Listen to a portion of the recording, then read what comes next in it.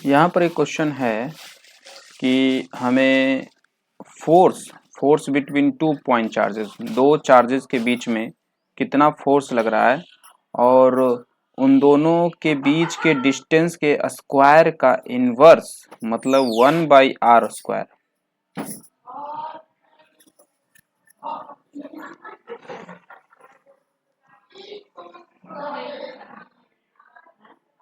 ए भाभी, ए भाभी, ई कौची लेनी, गेट लगा लो। ए भाभी,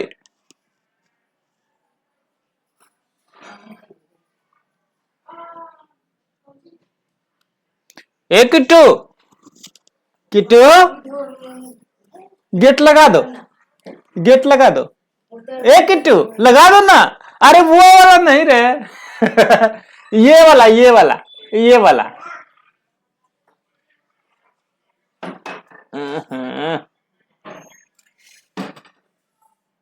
ये वाला किट्टू, ये वाला।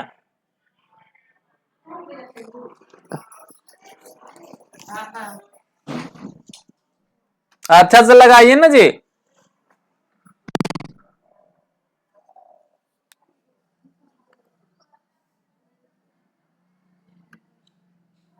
हेलो बच्चों, तो आज हम ये सीबीएसई 2025 का ये क्वेश्चन है, तो आज हम ये बनाने वाले हैं।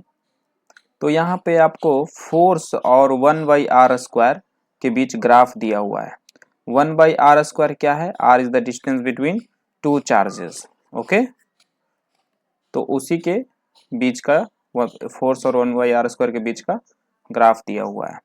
तो यहाँ पे तीन चार्जेस हैं, तीन तरह के चार्जेस हैं, एक Q1 है, एक Q2 है।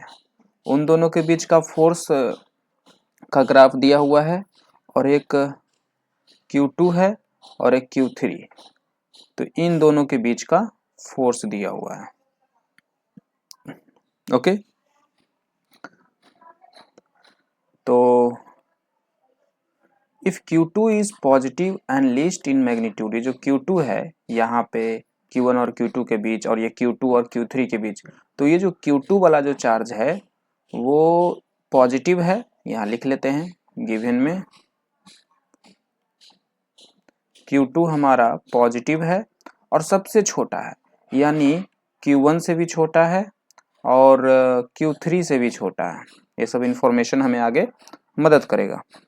ठीक है, अब आगे पूछा क्या है, Q1, Q2, Q3 का जो मैग्नीट्यूड है वो किस प्रकार से होगा, मतलब कौन किससे बड़ा होगा, वही आपको देखना है इन चारों में से। ठीक है,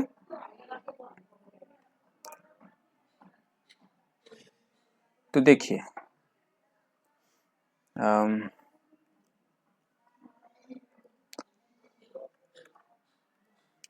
तो कैसे बनाया जाए इस क्वेश्चन को। हमसे चार्जेस के बीच रिलेशन पूछ रहा है, कंपेयर करने को बोल रहा है, तो कैसे करें। तो यहाँ पे जैसा आपको सिचुएशन दिया है उस हिसाब से सोचिए। आपको ग्राफ दिया है और आप ग्राफ को ध्यान से देखिए, तो एक ग्राफ Q1 Q2 के बीच वाला जो फोर्स है वो ग्राफ का स्लोप ज़्यादा है कंपेयर टू Q2 Q3 वाले फोर्स से। Q2 Q3 के बीच के फोर्स वाला जो ग्राफ है वो कम एंगल बना रहा है, उसका स्लोप कम है। ठीक है, ऐसा कह सकते हैं, या फिर और भी बात कर सकते हैं कि ये जो 1/r² है, अगर हम कोई r फिक्स कर लें, अगर कोई r फिक्स कर लें, कोई distance between Q1 and Q2, जैसे जैसे देखिए यहाँ पे जैसे जैसे r बढ़ेगा वैसे वैसे 1/r² कमेगा। ठीक है, या इसका उल्टा, जैसे जैसे r कमेगा वैसे वैसे 1/r² बढ़ेगा। दो चार्जेस के बीच का दूरी अगर कमेगा तो 1/r² बढ़ेगा। तो समझिए सिचुएशन यहाँ पे क्या शो कर रहा है ये ग्राफ, कि दो चार्ज के बीच की दूरी कम होती जा रही है, यानी 1/r² बढ़ रहा है। जैसे जैसे हम आगे बढ़ेंगे 1/r² बढ़ रहा है। और क्यों? क्योंकि r कम रहा है। अब R कमेगा तो क्या होगा, दोनों चार्ज नज़दीक आएगा तो और फोर्स बढ़ जाएगा। और इस तरह से देखिए R कम रहा है तो 1/r² बढ़ रहा है, और 1/r² बढ़ रहा है तो फोर्स भी बढ़ रहा है। आप देख सकते हैं साफ साफ, है ना, फोर्स भी बढ़ रहा है। इस 1/r² पे इतना फोर्स, इस 1/r² पे इतना फोर्स। तो ये है ग्राफ रीडिंग टोटल। अब हम इस पे काम करते हैं। एक काम करते हैं, हम यहाँ पे कोई एक R मान लेते हैं। हम मान लेते हैं कि R नोड पे जब Q1 Q2 के बीच की दूरी R नोड है तब कितना फोर्स लगेगा। ठीक है, तो हम कोई एक दूरी निकाल लेते हैं, मान लेते हैं लेट कि Q1 Q2 के बीच की दूरी R नोड है। तो अगर दूरी R नोड है तो 1/r² ये हो जाएगा।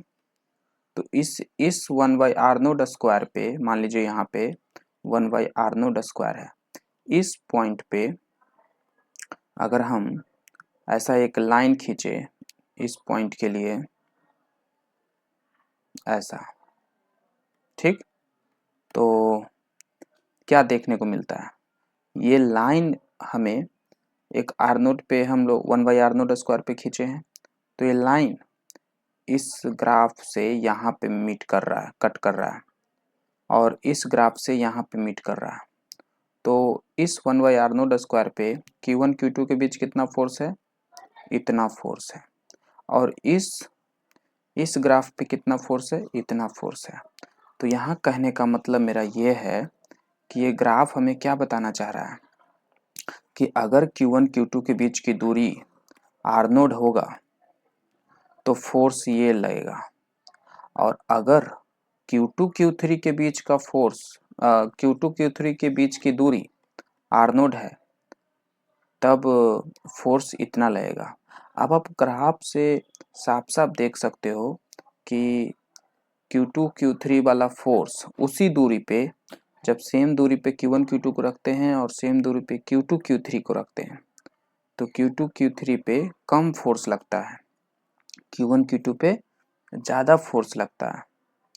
तो यहाँ से हम कह सकते हैं कि Q1 Q2 के बीच का आकर्षण सेम दूरी पे ज़्यादा है। तो उसके लिए हम फॉर्मूला लिखते हैं, force between 1 2 is greater than force between 2 3, और 1 2 के बीच का फोर्स कैसे निकालें, तो K Q1 Q2 बटे R node square greater than K Q2 Q3 बटे R नोड स्क्वायर। K से K गया, Q2 से Q2 गया, R नोड से R नोड गया, बचा क्या, Q1 is greater than Q3। तो आप यहाँ से साफ साफ देख सकते हो कि Q1 Q2 Q3 से बड़ा है, और यहाँ पे जो हम लोग गिवन से निकाले थे डेटा, वो इन दोनों डेटा को अगर आप यूज करते हैं तो आपको पता चलेगा कि Q2 Q1 से छोटा है, Q2 Q3 से छोटा है, मतलब Q2 सबसे छोटा है। सबसे छोटा इसमें कौन है, D, है ना। ये ऑप्शन ए में पूरा नहीं आया है, ऑप्शन ए में ऐसा कुछ है, उसमें भी Q2 लेस देन ऐसा है, Q3 लेस देन Q1 है। ओके, तो सबसे छोटा Q2 है, तो ऑप्शन ए और डी हो सकता है। और देखते हैं आगे, Q1 जो है Q3 से बड़ा है, तो यहाँ पे देखिए Q1 जो है Q3 से छोटा है, ऐसा नहीं है ना। यहाँ पे क्या बोल रहा है, Q1 Q3 से बड़ा है या Q3 Q1 से छोटा है। यहाँ पे देखिए Q3 Q1 से छोटा है, तो ऑप्शन ए सही होगा। ठीक है, तो ये है टोटल सॉल्यूशन। अगर आपको कुछ डाउट है इस क्वेश्चन में तो आप हमसे पूछ सकते हैं।